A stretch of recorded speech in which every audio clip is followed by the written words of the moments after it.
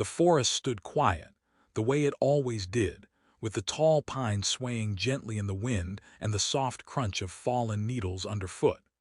It was the kind of quiet that could make a man feel small, a silence so deep that even the call of a distant bird seemed like an interruption. For most, such silence would be unsettling, but for him, it was all he had ever known. The woodsman moved slowly through the trees, carrying his worn axe on his shoulder, his boots heavy with mud. His steps were steady, practiced, the rhythm of a man who had walked the same paths for many years. He had no one waiting for him at home, no warm voice to call his name, no little hands to tug at his shirt. Only the crackle of a fire in the small cabin he had built with his own hands, and the echo of his thoughts filling the empty space. He had grown used to it, or so he told himself. Loneliness was like the air he breathed. It weighed on him, but he carried it anyway.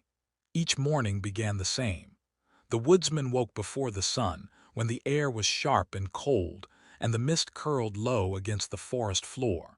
He would light a small fire, boil water for tea, and then set out with his axe and a rope. The forest was his work, his companion, his only constant.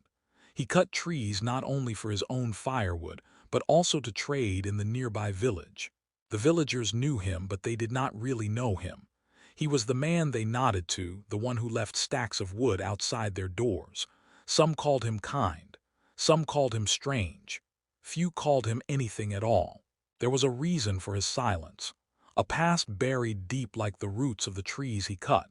He did not speak of it. He carried it instead, hidden beneath his broad shoulders and lined face. The years had made him strong, but they had also carved away at him, shaping a man who had learned to live without much and to expect even less. When he swung his axe, the sound echoed through the trees, a sharp crack that sent birds fluttering into the air.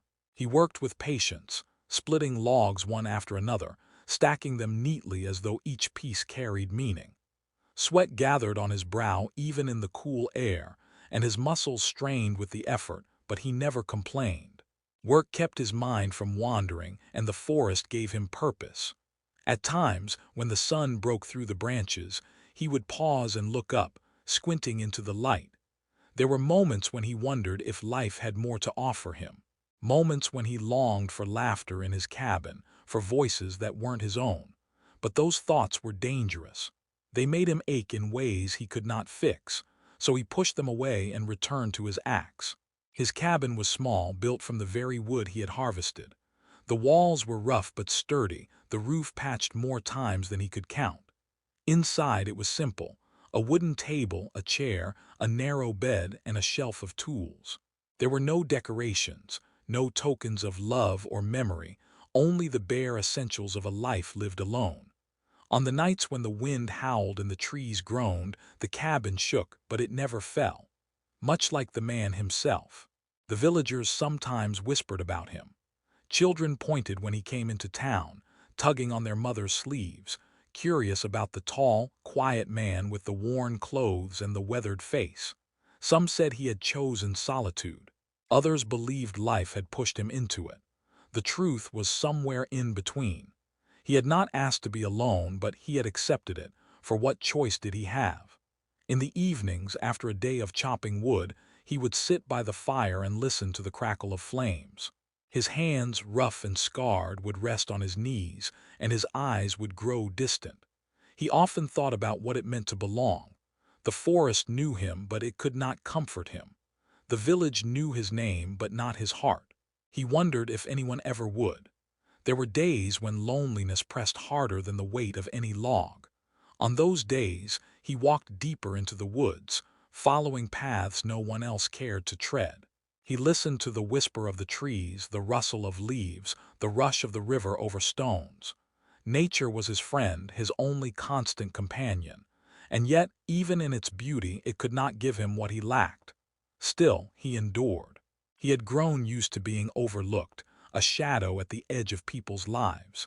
His world was work, his world was silence, his world was survival. He had learned to believe it was enough. But somewhere hidden deep in his chest, there lingered a small spark, a hope he tried to ignore. a hope that life could still surprise him. One winter, the forest grew harsher than usual.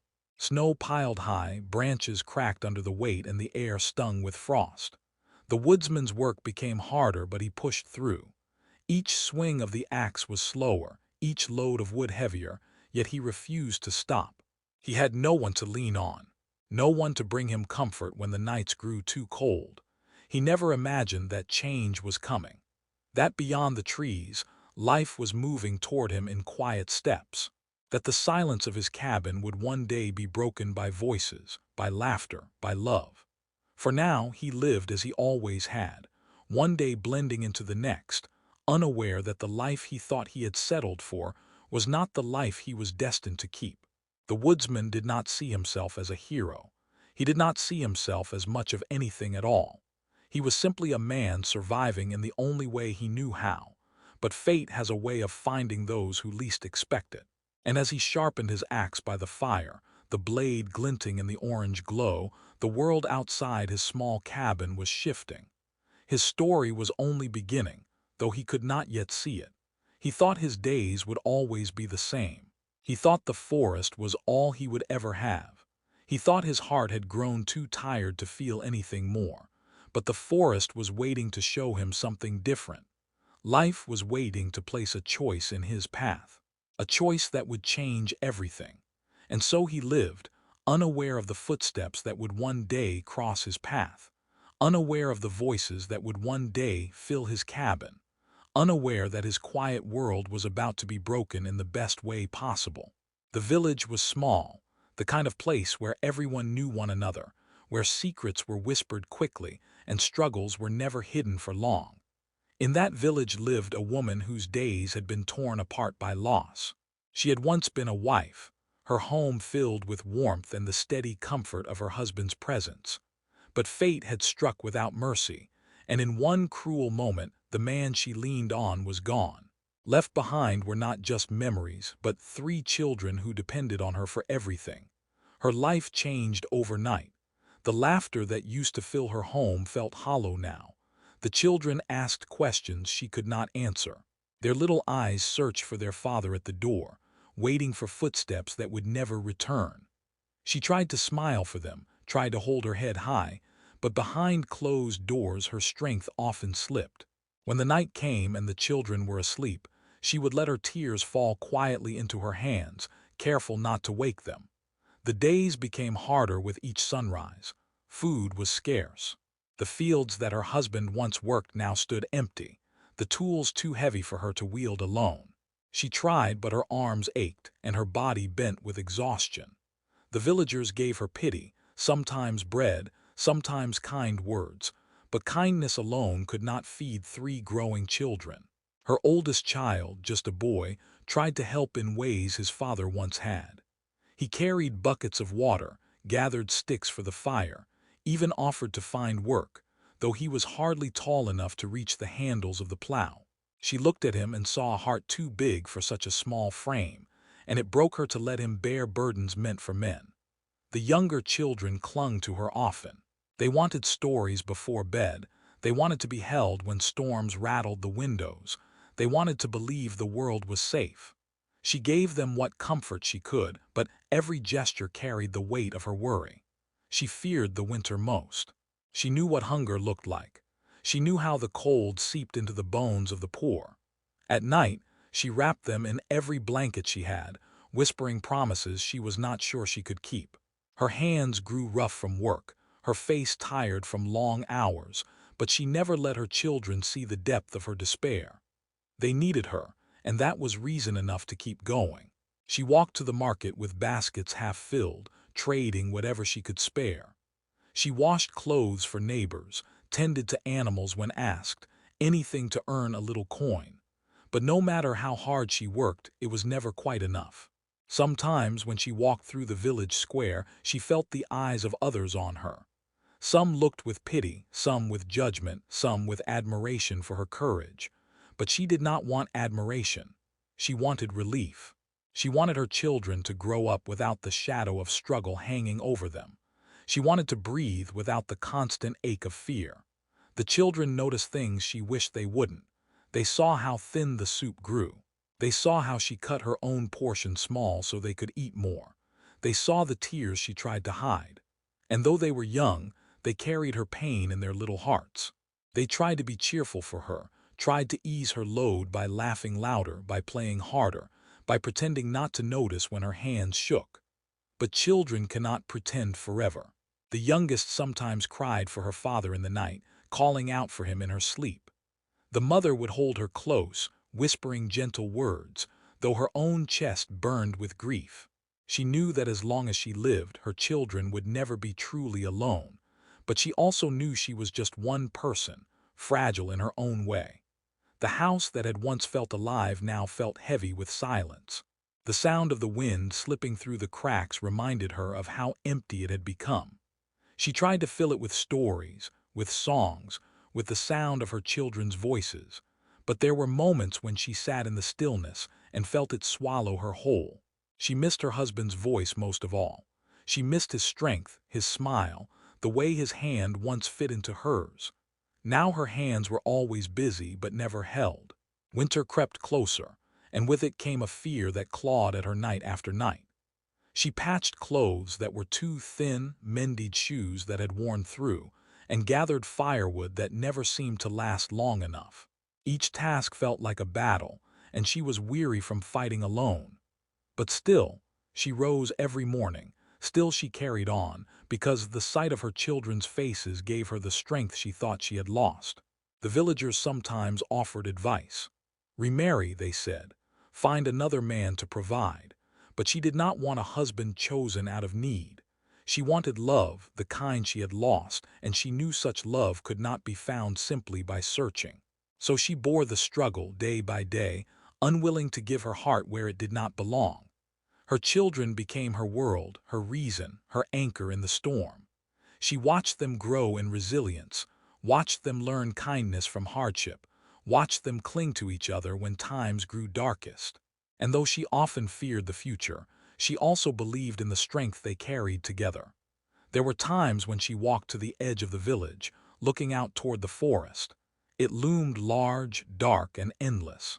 She had heard stories about the woodsman who lived there alone, a man who kept to himself, a man who did not seek the company of others. She had never spoken to him, only seen him from afar, carrying his heavy loads of wood into the market. He seemed distant, unreachable, a figure meant to remain apart from the world. She never imagined that their lives could ever cross. And yet, the forest always seemed to watch her, its shadow stretching toward her home as though it knew something she did not. The wind carried whispers through its branches, whispers she could not understand but often felt. The children were curious about it, asking what lay beyond the village paths, but she warned them to stay near, to keep close, for the woods were no place for wandering. Still, deep inside, there was a strange pull, a sense that the forest held something waiting for her, something she could not yet name. She shook the thought away most days, too consumed by her immediate struggles to wonder about mysteries. But on quiet nights, when her children were asleep and the fire burned low, she sometimes found herself staring out the window toward the dark line of trees, wondering if life might ever change. Her heart longed for peace. It longed for stability, for laughter without worry, for meals without hunger, for nights without fear. She did not know how such things could ever come to her again. She only knew that her children deserved better, and she would do anything to give it to them, even if it meant carrying every burden until her body broke. For now she endured. Each day was a test, each night a prayer. She rose before dawn, worked until her hands ached, and lay down exhausted but restless, always wondering how long she could hold on. And though she did not know it yet, her path was slowly bending toward something she had never expected. She believed her world would always be defined by struggle. She believed she had no choice but to bear it alone. But destiny was already moving quietly, preparing to bring something into her life that would shift everything she thought she knew.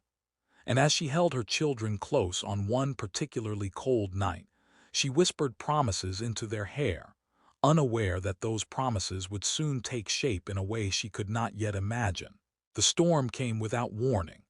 The sky had been heavy all afternoon, clouds gathering low above the trees, but by nightfall the wind began to howl, rattling shutters and bending branches with violent force.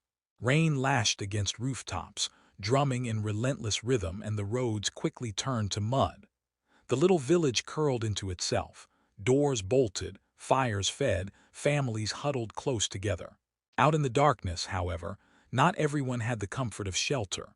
The widow clutched her children tightly as the storm shook their small home.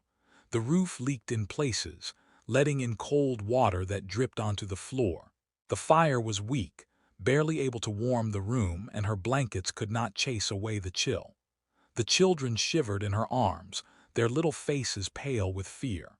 She tried to soothe them, whispering that the storm would pass, but inside her heart pounded. She knew their house was too fragile. She knew the storm could take what little they had left. When a loud crack split the night, followed by the crash of a tree falling close by, she realized they could not stay. The walls trembled with every gust, and she feared the roof would give way. Desperation drove her decision. She wrapped her children in what clothes she could, took their hands, and led them into the storm. The night was merciless. Rain blinded her, mud clung to her shoes, and the wind nearly tore her breath away.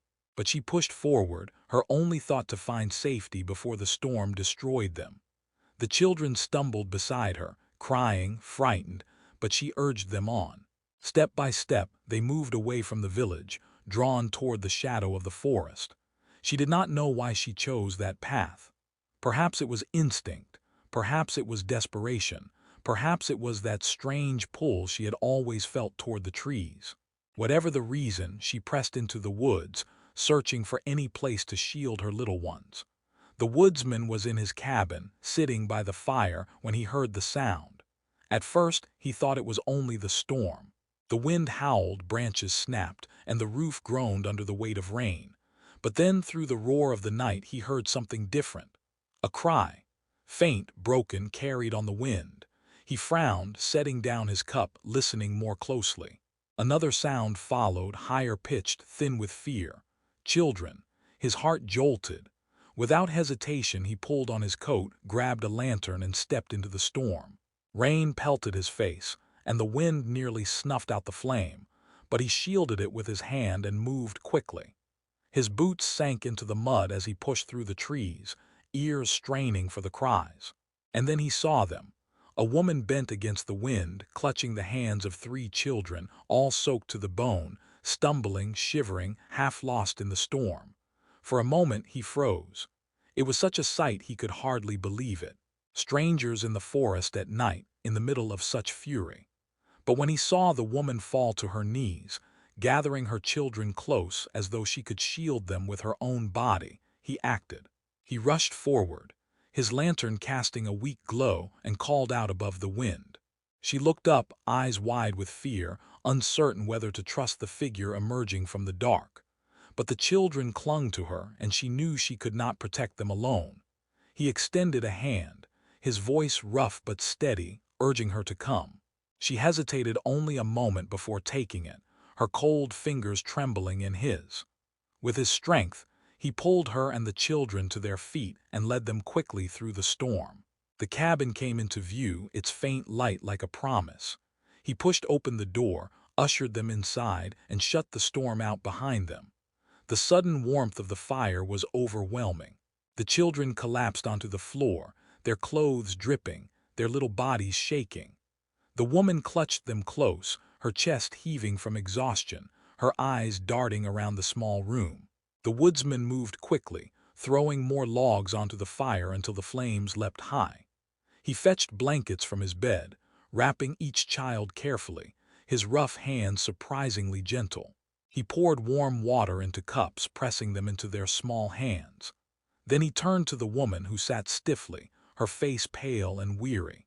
He offered her the last blanket, and though she tried to refuse, shivering as she was, he draped it around her shoulders without a word. For a long while there was only the sound of the fire crackling and the storm raging outside. The children slowly stopped shaking, their eyes heavy with exhaustion. The woman watched them closely, brushing wet hair from their faces, whispering soft words of comfort. The woodsman stayed back, leaning against the wall, his arms crossed, his eyes fixed on them. He did not know what to say. He was not used to words, not used to company. But something in him stirred as he looked at the small family huddled in his cabin, something he had not felt in many years. They looked so fragile, so weary, and yet there was love in the way the woman held her children, a fierce determination in the way she whispered to them.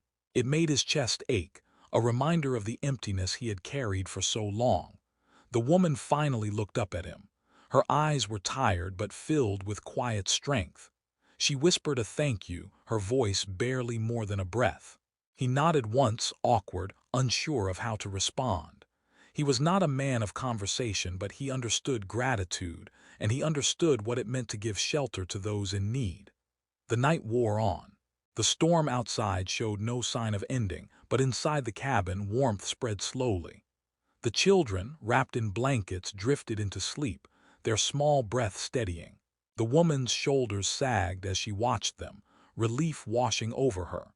She had carried them through danger, and for the first time in many days, perhaps many months, she allowed herself to feel safe. The woodsman kept the fire alive, adding logs, adjusting the flames, making sure the warmth did not fade. Every so often, his eyes returned to the family on the floor. Something about the sight felt strange to him. His cabin had always been silent, always empty, but now it was filled with soft breathing, with the quiet sounds of life. It unsettled him, but in a way that was not unpleasant. It was new. It was unfamiliar.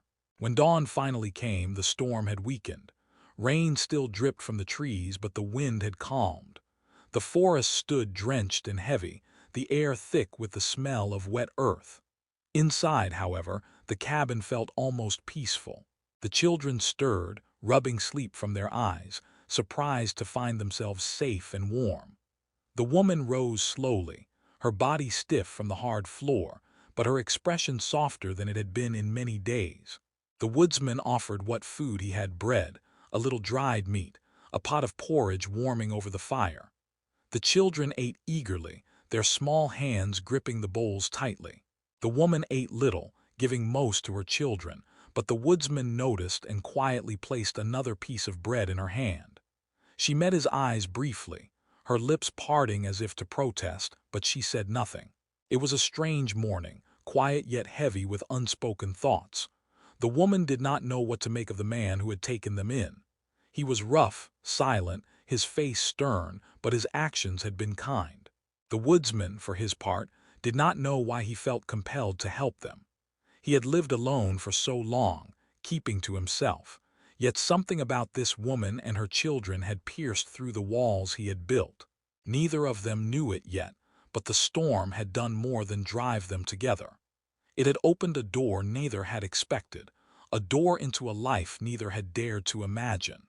And though they remained strangers still, something had shifted in the quiet of that cabin, something that would grow with every passing day. The days that followed were quiet at first. The storm had passed, leaving the forest damp and heavy, its branches dripping, the ground soft beneath every step. The woodsman expected the woman and her children to leave once the skies cleared. He told himself it was only temporary, only shelter from the night. Yet, when morning came and they lingered, he found he did not mind. The cabin, once so still, now held a rhythm he had never known. Small voices filled the silence. The crackle of the fire was joined by laughter. The air, once heavy with solitude, now seemed alive.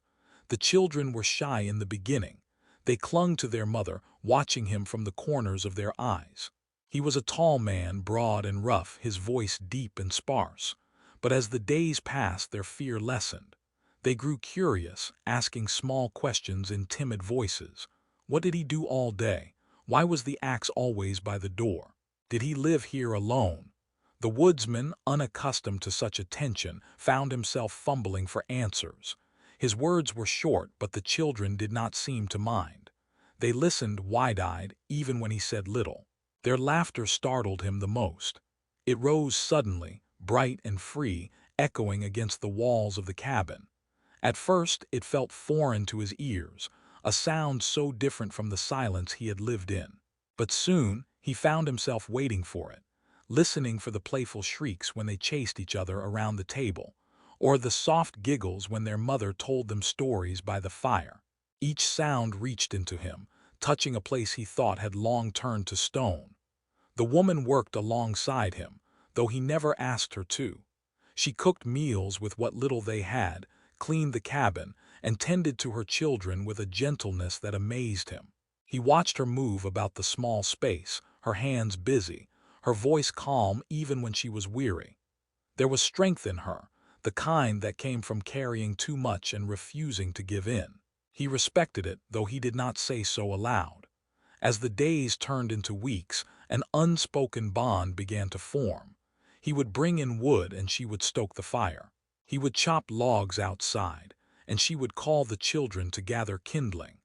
They moved around each other with growing ease, as though the cabin had always been meant to hold them all. At night, when the children were asleep, they sometimes shared brief words by the fire. Simple things at first, the weather, the work, the forest. But in those quiet moments, something deeper stirred, something neither dared to name. The children grew bolder with him. They followed him outside, watching as he swung his axe, their eyes wide with wonder. They asked to help to carry small pieces of wood to stack them neatly. He showed them how, his rough hands guiding theirs carefully. When one of them stumbled, he caught them, steadying them with surprising gentleness. The smallest child once placed a wildflower in his hand, smiling shyly. He stared at it for a long moment, unsure what to do, before tucking it into the corner of a shelf. In time, the cabin no longer felt like his alone. It bore the marks of their presence. A child's drawing on the table, a shawl draped over the chair, the sound of little feet padding across the floor in the early morning. The emptiness that had once haunted him was replaced by warmth. He found himself lingering at the door before entering, listening to the laughter inside, feeling a strange pull in his chest. He had not asked for this, had not expected it, but it had become part of him nonetheless. The villagers noticed the change. When the woodsman came into town with his cart of firewood, the widow sometimes walked beside him, her children trailing behind. People whispered, their eyes following the strange sight of the man who had lived alone for years, now surrounded by life. Some smiled, others raised their brows, but he paid them no mind.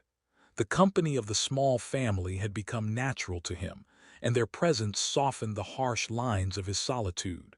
The children began to call him by name. At first it startled him, hearing his name spoken in such small, trusting voices. Then it settled into him like sunlight breaking through clouds. They called for him when they needed help, when they wanted to show him something, when they simply wanted to be near. Each time he answered, though sometimes his voice was gruff, his words short. Yet beneath that roughness was a tenderness he could not hide. He found himself changing in small ways. He saved the best portions of food for the children without thinking. He repaired their shoes with care, mending each tear with patience. He carved small toys from scraps of wood, leaving them quietly by the fire where they would be found in the morning. He never admitted he had made them, but the children knew, their smiles giving him away. The woman saw these things, though she rarely spoke of them. She carried gratitude in her eyes, in the way her gaze lingered on him when she thought he did not notice. She had come to his door with nothing but fear and desperation, but now she found safety where she had expected none. The cabin, once strange, had become a home, and the man, once distant, had become something she could not quite describe. The seasons began to shift. The heavy snows melted, giving way to soft earth and budding leaves. The forest awakened, and with it, so did something inside the woodsman. He had lived so long believing he was meant to be alone, but now, with the sound of children's laughter around him and the quiet strength of the woman at his side, he began to wonder if life had given him a second chance. He did not speak of it, but the thought lingered in his heart, growing stronger with each passing day. The children no longer feared the forest. With him, they explored its edges, collecting stones, flowers, and fallen branches. He taught them the names of trees, the way to tell direction by the moss, how to listen for the call of birds. They listened eagerly, soaking in his knowledge, their small hands clutching the treasures they found. The forest, once his silent companion, now echoed with their voices, and he realized it had never truly been alive to him until they came. In the evenings, when the fire burned low and the children slept in a pile of blankets, he sometimes sat in silence beside the woman. They did not need many words. The crackle of the fire, the weight of the day, the simple presence of each other was enough. There were moments when their hands brushed, when their eyes met in the dim light, when unspoken feelings lingered between them. Neither dared to move too quickly, but both felt the change. He had taken them in out of instinct, out of simple compassion in a storm. He had not known then what it would mean. He had not known how deeply they would weave themselves into the fabric of his life. He had not known how much he needed them, or how much they would come to need him. The children no longer asked their mother for stories of their father as often. They no longer cried as they once had in the night. Their world, though changed, had found a new rhythm. And in their laughter, in their play, in the way they reached for him as easily as they reached for her, it was clear that something had taken root. The woodsman did not see himself as their father. He did not call himself that, nor did he try to replace what had been lost. But in the quiet of his heart, he began to feel the weight of their trust, the pull of their love. He began to understand that family was not always given by blood, but sometimes built by choice, by kindness, by the simple act of opening a door on a stormy night. The cabin no longer belonged to him alone. It belonged to all of them now. And as he watched the children sleep, their small bodies safe and warm, and the woman sit nearby with tired but peaceful eyes, he felt something he had not felt in many years. A sense of belonging, a sense of home, a sense that, for the first time, he was no longer alone.